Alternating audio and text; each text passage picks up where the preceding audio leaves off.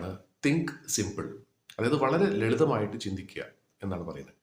ഇതിനെക്കുറിച്ചൊന്ന് അല്പം കൂടെ വിശദീകരിക്കാനായിട്ട് ഒരു ചെറിയൊരു കഥയെക്കുറിച്ച് പറയുന്നുണ്ട്. കഥയല്ല, നടന്നൊരു സംഭവമാണ്. ഒരിക്കൽ ഒരു വ്യക്തി അദ്ദേഹത്തിന് മുട്ട കൊണ്ടുള്ള ഉണ്ടാക്കിയ ഒരു ഡിഷ് കഴിക്കാനായിട്ട് ഒരു ആഗ്രഹം തോന്നി. അപ്പോൾ അത് കഴിക്കാനായിട്ട് അദ്ദേഹം ഒരു റെസ്റ്റോറൻറ്റിൽ പോയി. അപ്പോൾ അത് വളരെ ആഗ്രഹിച്ച് അവിടെ പോയി.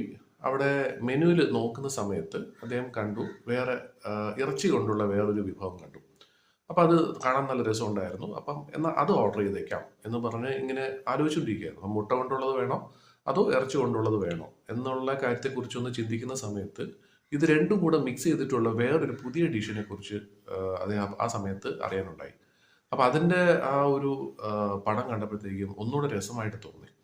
അപ്പോൾ അദ്ദേഹം ആദ്യത്തെ രണ്ടും വിട്ടിട്ട് മൂന്നാമത്തെ ആ ഒരു ഡിഷ് ഓർഡർ ചെയ്തു. അത് വരികയും ചെയ്തു.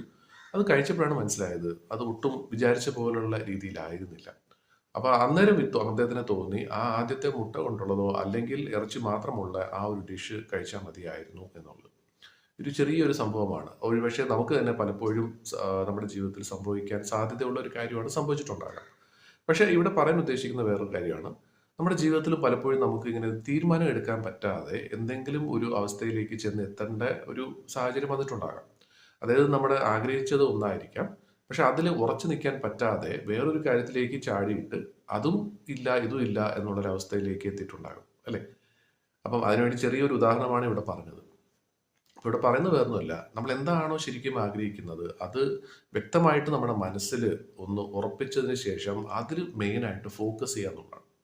അതല്ലാതെ ഒരു കാര്യത്തിൽ നമ്മൾ തുടങ്ങി ഇടയ്ക്ക് വെച്ച് നമ്മൾ വേറൊന്നിലോട്ട് മാറി അതിനുശേഷം വേറൊന്നിലോട്ട് അവസാനം നമ്മുടെ റിസൾട്ടും അതുപോലെ തന്നെ ആയിരിക്കും. നമുക്കൊന്നിലും ഉറച്ചു നിൽക്കാനും പറ്റില്ല.